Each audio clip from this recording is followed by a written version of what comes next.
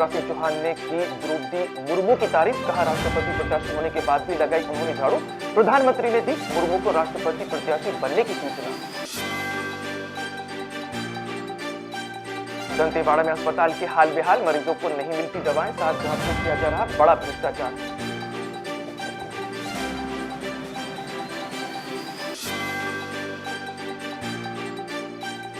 करेली में bus stand की हालत हुई खराब, गिरने लगी है बाउंड्री वॉल, हो रहे हैं बड़े बड़े गड्ढे, यात्री परेशान।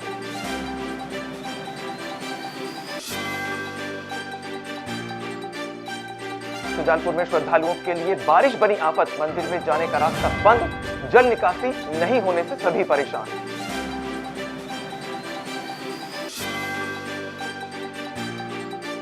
और राज्य निर्वाचन आयोग का संशोधित आदेश जारी, मीडिया कर्मियों के लिए बनाया गया मीडिया सेंटर, मतगणना सेंटर तक नहीं ले जा सकेंगे मोबाइल और कैमरा। नमस्कार, खबर भारत के इस बुलेटिन में आपका स्वागत है। मैं हूं आपके साथ जुनैद और अब सभी समाचारों को देख लेते हैं विस्तार के साथ। प्रदेश के मुख्यमंत्री शिवराज सिंह चौहान ने राष्ट्रपति प्रत्याशी द्रौपदी मुर्मू की तारीफ की है और कहा है कि द्रौपदी मुर्मू जब राज्यपाल नहीं रही तो उन्होंने शहर में रुकने की जरूरत नहीं समझी। उनका ना कोई घर है ना कोई मकान, वो तो वापस अपने गांव चली गई। राष्ट्रपति पद की उम्मीदवार द्रौपदी मुर्मू ने कभी सोचा नहीं था कि वो राष्ट्रपति बनेंगी, वो तो प्रधानमंत्री ने उनको इसकी सूचना दी। पूरा देश जानता है कि मुर्मू राष्ट्रपति प्रत्याशी हैं, लेकिन वह दूसरे दिन मुर्मू गांव के मंदिर में झाड़ू लगा रही थी। राज्यपाल नहीं रहने के बाद शहर में रुकने का कोई काम ही नहीं, कोई घर नहीं, कोई मकान नहीं, वापस अपने गांव। और आपने वो भी अखबार में पढ़ा होगा कि राष्ट्रपति पद की उम्मीदवार, उन्हें तो कभी ना तो सोचा, ना किसी को कहने का सवाल ही नहीं है।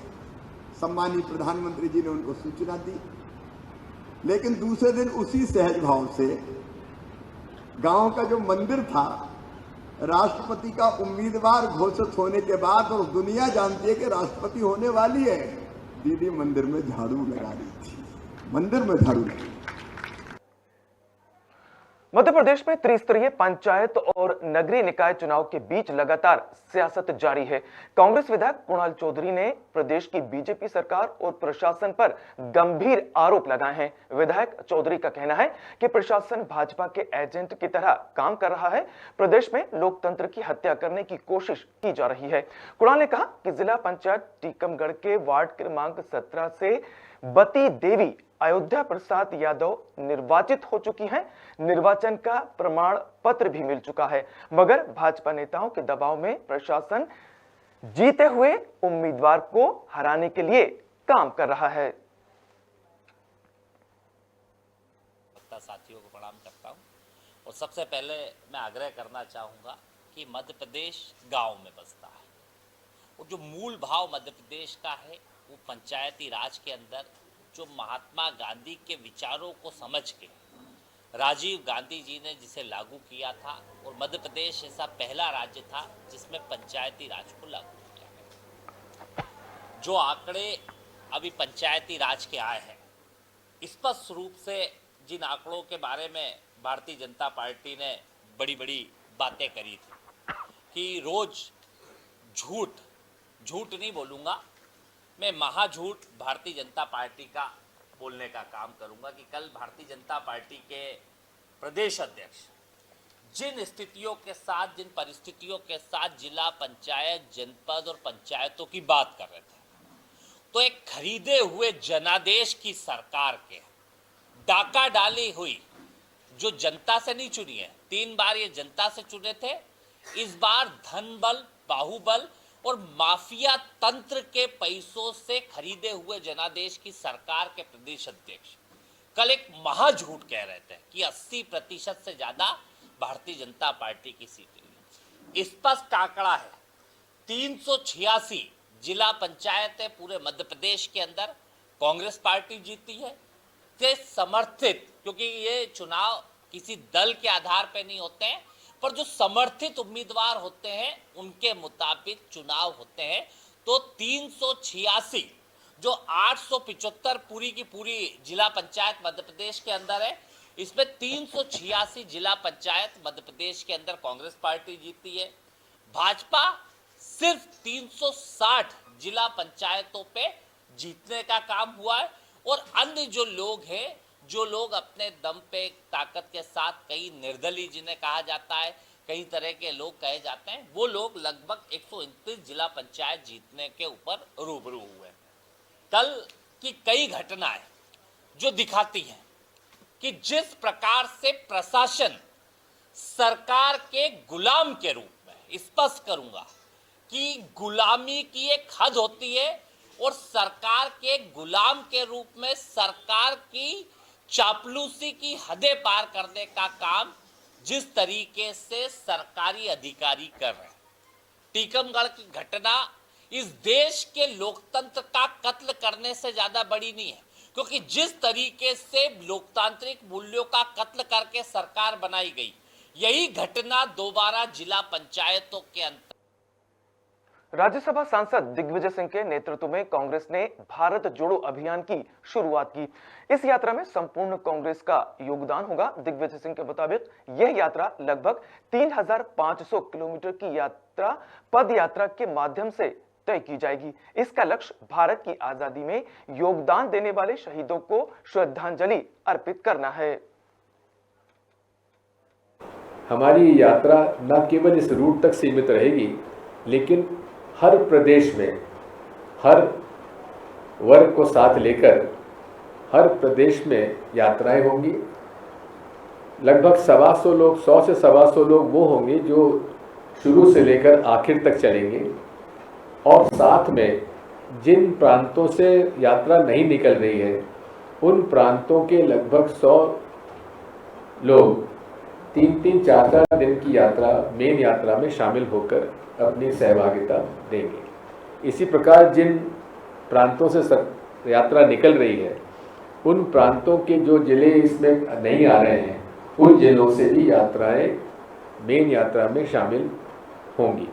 ये एक मोटे तौर पर आपके सामने मैंने प्रस्तुत किया। विस्तार से और भी जैसे जैसे हम लोग कुछ निर्णय लेते जाएंगे आपके सामने हम प्रस्तुत होते जाएंगे। देश के एक नागरिक के लिए, जवाबदार और जिम्मेदार नागरिक के रूप में, जहां महंगाई बढ़ती जा रही है,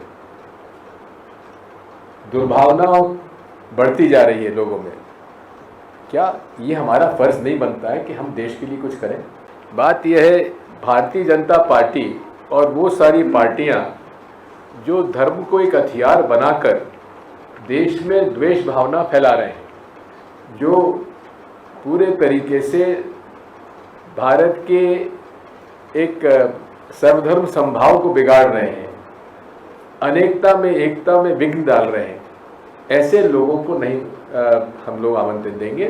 केवल वही इसमें आमंत्रित है जो कि इस देश के सांप्रदायिक सद्भाव और हर संप्रदाय और लोगों को साथ लेकर चलने के उन्हें विश्वास रखते हैं, जो महात्मा गांधी के विचारों से प्रेरित हों, जो कि पंडित जवाहरलाल नेहरू और उसके बाद जिस प्रकार से सांप्रदायिक सद्भाव को लेकर इस देश में राजनीतिक माहौल तैयार किया गया, अनेकता में एकता, उसको ही आदर्श के रूप में साम लिया जाएगा। वो लोग जिन्होंने महात्मा गांधी की हत्या की थी, विचारधारा की हत्या की थी, उनको शामिल करने का और उनको आमंत्रित करने का प्रश्न उपस्थित। दंतेवाड़ा जिला अस्पताल में सभी सुविधाएं मुहैया कराने के नाम पर डीएमएफ मद से करोड़ों रुपए खर्च कर दिए गए, मगर व्यवस्था जस की तस बनी हुई है। यह आरोप लगाए सामाजिक कार्यकर्ता संजय पंत ने। उनका कहना है कि राजनेताओं और स्वास्थ्य विभाग के बड़े अधिकारियों की मिलीभगत और साठ गांठ से भ्रष्टाचार किया जा रहा है। आखिर इतनी बड़ी धनराशि जा कहां रही है? डॉक्टरों की लिखी दवाइयां अस्पताल में नहीं मिलती, बल्कि बाहर के मेडिकल स्टोर से खरीदना पड़ता है। यहां पर ठीक से इलाज भी नहीं किया जाता, बल्कि दूसरे अस्पतालों में भेज दिया जाता है। इससे यहां आने वाले मरीजों को बहुत परेशानियों का सामना करना पड़ता है। दंतेवाड़ा जिला अस्पताल में इलाज कराने वाले आए हुए लोगों को काफ़ी परेशानी की सामना करना पड़ता है। देख सकते हैं, एक ही सोनोग्राफी लगने के कारण में कई दिनों से लाइन लगने पड़ते हैं, तो भी टाइम पर जांच नहीं हो पाता है। और दवाई का इतने कमी है, हर दवाई को पर्ची में लिख दिया जाता है डॉक्टरों के द्वारा कि मेडिकल से लिया जाए। तो इतने डीएमएफ के पैसे इतने आते हैं, वो कहाँ खर्च होते हैं, जबकि हर इलाज के उपकरण अवेलेबल होनी थी दंतेवाड़ा जिला अस्पताल में, वो नहीं है। हर मरीजों को आते ही रिफ़र कर दिया जाता है दूसरे अस्पताल के लिए, जबकि यहीं इलाज। नरसिंहपुर जिले के गाडरवारा तहसील के अंतर्गत मतगणना की तैयारियां पूरी हो चुकी हैं। गाडरवारा नगर पालिका में नगर परिषद चीचली, नगर परिषद सालीचोका और नगर परिषद साईखेड़ा में मतगणना होना है। कलेक्टर रोहित सिंह ने दिशा निर्देश के बाद एसडीएम सृष्टि जयंत देशमुख ने सुरक्षा व्यवस्था का जायजा लिया। इस दौरान कर्मचारियों को मतगणना का प्रशिक्षण भी दिया गया।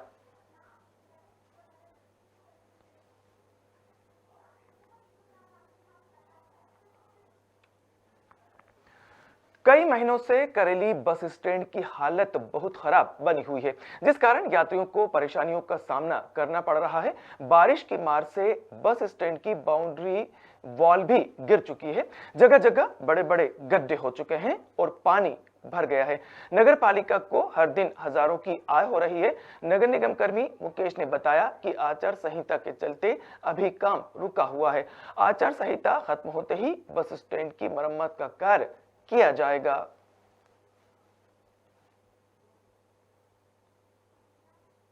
स्टैंड में हम लोग सभी दुकानदार लोग हैं और स्टैंड में काफ़ी समय से व्यवस्थाएं नहीं है।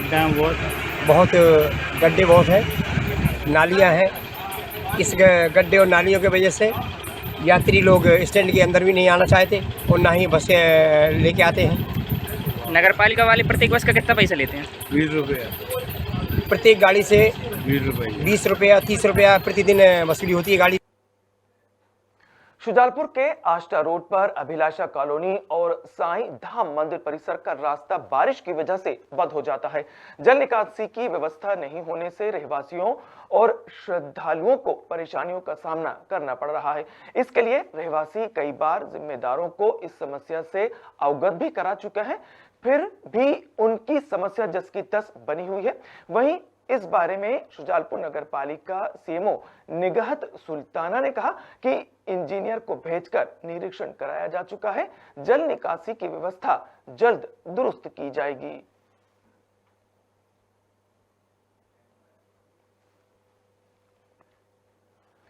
आजादी के 75 वर्ष के उपलक्ष्य में भारत सरकार द्वारा पूरे भारतवर्ष में अमृत महोत्सव मनाया जा रहा है। इस अमृत महोत्सव के अंतर्गत हर घर तिरंगा अभियान देश भर में चलाया जाना है, जिसका मुख्य उद्देश्य सभी नागरिकों में देशभक्ति की भावना को जागृत करना है और ज्यादा से ज्यादा लोगों को इस अभियान से जोड़ना है।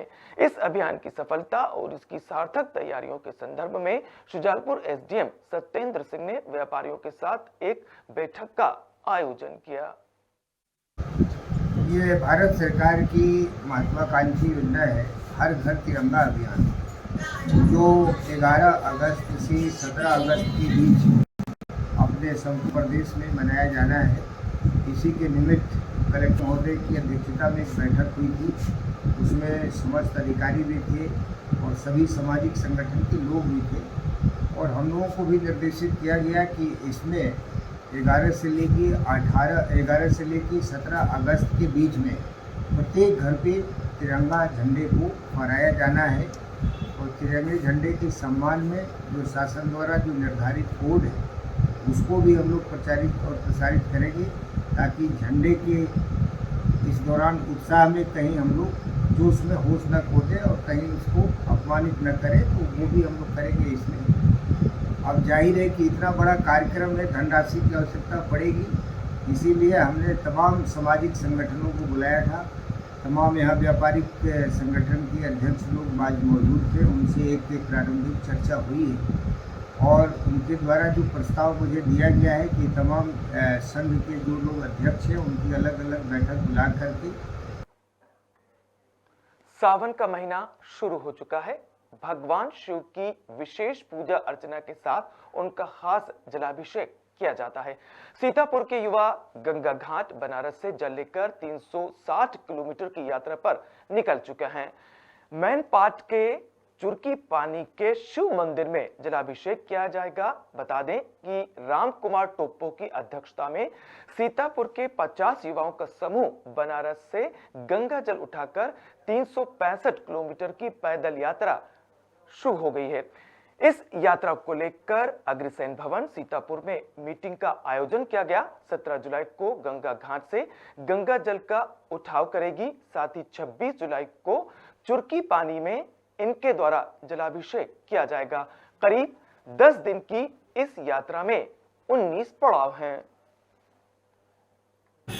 ये 2018 में मेरे मन में एक विचार आया था कि वहाँ से कांवड़ यात्रा करें, और तब तक बीच में कोरोना आया और ऐसा शुभ अवसर मिला नहीं। लेकिन इसी सावन में मुझे एक लंबी छुट्टी भी मिली और मैं चाहता हूं कि इस सावन में इस यात्रा को पूर्ण की जाए, और इसके लिए मैं समस्त सीतापुर वासियों को अग्रिम इस महायात्रा की बधाई देता हूं।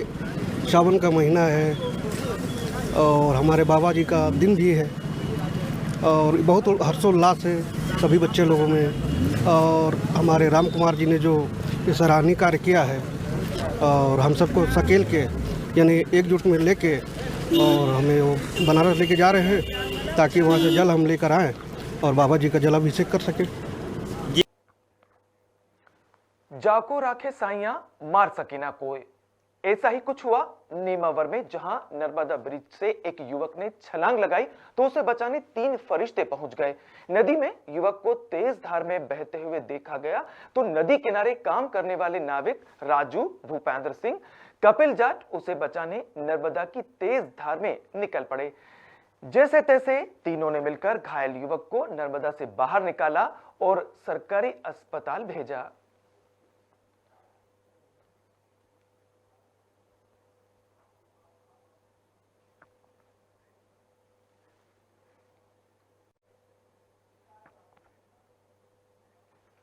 नगरीय निकाय चुनाव और पंचायत चुनाव के नतीजे 17 जुलाई को आने हैं, जिसको लेकर राज्य निर्वाचन आयोग ने संशोधित आदेश जारी किया है, जिसके तहत अब मीडिया कर्मी अपने मोबाइल फोन मीडिया सेंटर तक ले जा सकेंगे।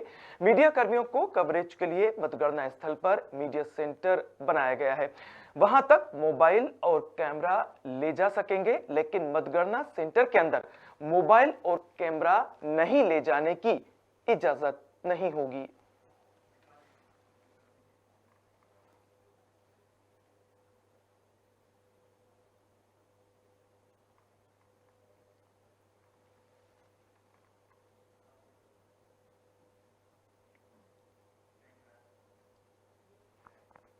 नरसिंहपुर के गाड़ावारा नगर पालिका के विवेकानंद वार्ड में 50 परिवारों के विद्युत कनेक्शन काट दिए गए हैं। ऐसे में बरसात के मौसम में दलित परिवार परेशान हो रहे हैं, वह अब अंधेरे में रहने को मजबूर हैं। अधिकारियों का कहना है कि इन लोगों ने बिजली के बिल नहीं भरे, इसलिए इनके कनेक्शन काट दिए गए। अगर ये कुछ रकम जमा कर देते हैं तो इनके कनेक्शन फिर से जोड़ दिए जाएंगे।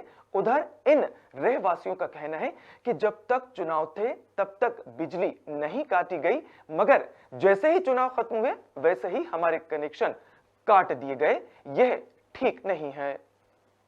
ऐसे उपभोक्ताओं को चिन्हित किया गया था जिन्होंने 6 महीने 1 साल से बिजली बिल का भुगतान नहीं किया गया था। विवेकानंद वार्ड ही ऐसे 1-2 वार्ड है, डोला बाबा विवेकानंद वार्ड है, जहाँ पर उपभोक्ता रेगुलर पेमेंट नहीं करते हैं। जिन लोगों ने 1 साल से पेमेंट नहीं किया था उनके सबकी मीटर लाइन सर्विस लाइन ये सब जब्ती बनाई गई है। तो ये प्राय देखा गया है कि ऐसे उपभोक्ता सिर्फ योजना का लाभ लेने के लिए ही बिजली का उपयोग करते हैं, और जो उनकी हमेशा शिकायत रहेगी कि मेरे को बिल नहीं मिला, और बिजली का पूरा उपयोग किया जाता है उनके द्वारा। तो उनके सबके मीटर निकाले गए हैं और वो पार्ट पेमेंट करना चाहते हैं 50% पेमेंट करके हम उसकी सप्लाई चालू कर सकते हैं। दिया तल अंधेरा, ये कहावत चरितार्थ करती है स्वास्थ्य मंत्री और क्षेत्रीय विधायक टीएस सिंहदेव के विधानसभा क्षेत्र के ग्राम पंचायत मरिया के आश्रित मोहल्ला कुंडेली और बज बहरी में। इन दोनों मोहल्लों में आज तक बिजली नहीं पहुंच पाई है। गांव को रोशन करने के लिए लगाया गया सोलर प्लांट भी देखरेख के अभाव में बिगड़ा हुआ है, जिसकी वजह से गांव में अंधेरा पसरा हुआ है। देखिए हमारी खास रिपोर्ट।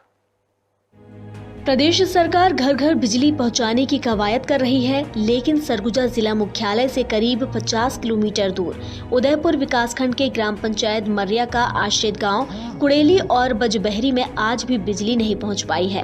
हाथी प्रभावित इलाका होने के चलते ग्रामीण डर के साए में जी रहे हैं। आश्रित मोहल्ला बजबहरी में 1 साल पहले बिजली के लिए खंभे लगाए गए थे, लेकिन बिजली विभाग की लापरवाही से खंभों में लगे बिजली के तार भी चोरी कर लिए गए। यही नहीं, क्रेडा विभाग की ओर से सोलर पैनल सिस्टम भी लगाया गया है, लेकिन देखरेख के अभाव में वह भी बंद पड़ा हुआ है। ऐसे में ग्रामीण ढिबरी और लालटेन की रोशनी में जीवन यापन करने को मजबूर हैं। वहीं अंधेरे में जी रहे इन ग्रामीणों की किसी भी जनप्रतिनिधि ने सुध तक नहीं ली। ढिबरी की रोशनी में जीना अब इनकी तकदीर सी बन गई है। कभी जंगली जानवर आए तो परेशान इते उते खुदा खुदी खराब हो जाते। कहाँ है नहीं, 2-4 ठे पोल गाड़े रही ने पूरा बस्ती भर ने वो खाने रही नहीं, पोल लगावे नहीं करी। उधर से आ रही लाइट सब वो टूर के सब रन भन तो पूरा लगे रही लगे बार, लेकिन पता नहीं कौन ले जाते, पता नहीं हमें। करंट आती तो सही रहती। वो जो मेन लाइट नहीं है। तो कौन सा लाइट है? ये पैनल वाला है ना। तो कितना परेशानी होता है उसमें? उसमें 10-11 बजे तक जलता है, बाद में नहीं जलता है। कब चालू करते हैं? वही 5-6 बजे करते हैं रोज। और जब पानी बरसात आ जाता है तब? उस समय तो नहीं जलता है। सघन वन में बसे मरिया ग्राम पंचायत के कुड़ेली गांव में शासन ने क्रेडा विभाग की मदद से अलग अलग सोलर प्लांट लगाए, जिसके जरिए गांव के हर घर में रोशनी पहुंच सके। लेकिन देखरेख के अभाव में सोलर प्लांट की हालत भी खस्ता हो गई है। जबकि सोचने वाली बात यह है कि फोन टावर वहां मौजूद हैं। गांव के सरपंच ने बताया कि कई बार इस मोहल्ले में बिजली के लिए आवेदन निवेदन सब किया गया है, लेकिन जिम्मेदार अधिकारी और जनप्रतिनिधि की उदासीनता की वजह से गांव के ग्रामीणों की आस भी टूट गई है। सौर ऊर्जा वाला है, लेकिन अभी 2-3 घंटा के लिए जलता है, बाकी दिक्कत है रात भर। क्या खंभा भी आया है? यहाँ जियो टावर तक है बड़ा लाइट, बाकी नहीं है बस्ती में इंसानों के लिए। सर्वे भी करके ले गए, लेकिन बहुत दिन हो गया नहीं, गड़ावे नहीं कर रहा है लाइट। मिट्टी तेल भी नहीं मिलता है यहाँ सोसाइटी में। क्या करेंगे, अब ऐसा ही रहते हैं। हम लोग का टावर में तो है इधर बिजली, हम लोग का इंसान के लिए लाइट नहीं है। तो सौर ऊर्जा है, वो तो रात को आते हैं, दिन को नहीं आते हैं। मौसम ठीक रहते हैं तब वहाँ आते हैं, और बादल रहते नहीं आते। परेशानी बहुत होता है हम लोग का लाइट के लिए। लड़का लोग को पढ़ने के लिए कोई बिजली ना, कोई लाइट ना, कुछ नहीं। कि वहाँ लाइट सौर ऊर्जा है, ये रात तक सुबह तक नहीं जलता है। तो अगर हाथी उथी आ जाता है तो हमको बड़ी परेशानी यहाँ होना पड़ता है जी। और यहाँ 11 बजे तक जलता है। फिर इधर सोते हैं रात को, तो अगर सो जाने के बाद सांप बिच्छू है, किसी को अगर नुकसान पहुँचा दे, इसको अगर हम एक आध जन अगर जागे रहते, फिर अंधेरा से कहाँ देख पाएंगे। अगर लाइट आ जाता तो थोड़ा सा हमको अच्छा रहता। कभी तो बिजली के लिए हम लोग बहुत कोशिश किए, और सचिव साहब को भी मैं बोला था कि यहाँ के लिए बिजली के लिए व्यवस्था कीजिए, और जैसा भी बने, चाहे कोई भी विभाग के यहाँ आकर के निरीक्षण करें, जांच करें। जांच करने के बाद ही यहाँ बिजली लग सकता है, मैं उनको बोला था। बिजली कहाँ तक पहुँचा है? बिजली ग्राम कुड़ेली यानी कि जो टावर जो लगा है सर, वहाँ तक वो 2020 में वहाँ पहुँचाए थे। गांव की बिजली समस्या को लेकर जब क्षेत्रीय विधायक टीएस सिंहदेव को इससे अवगत कराया गया, तो उन्होंने बिजली व्यवस्था जल्द ठीक कराने का आश्वासन देकर मामले से किनारा कर लिया। वहाँ टावर वो सोलर है, सोलर और जनरेटर से उनका मांग है। टावर के लिए तो बिजली पहुँच गया है, लेकिन वो चाहते हैं कि गाँव में भी पहुँचे। ठीक पहुँचेगा। बहरहाल कुड़ेली गांव में बिजली की समस्या को लेकर टीएस सिंहदेव ने बिजली व्यवस्था जल्द ठीक कराने का आश्वासन दिया है। वो कब मूर्त रूप लेगा ये तो वक्त ही बताएगा। ग्रामीणों की ढिबरी और लालटेन से निजात कब मिलेगी, ये सवाल का भी जवाब इंतजार कर रहा है। ब्यूरो रिपोर्ट, खबर भारत, भोपाल। फिलहाल मेरे साथ इतना ही, लेकिन बने रहिए खबर भारत के साथ। नमस्कार।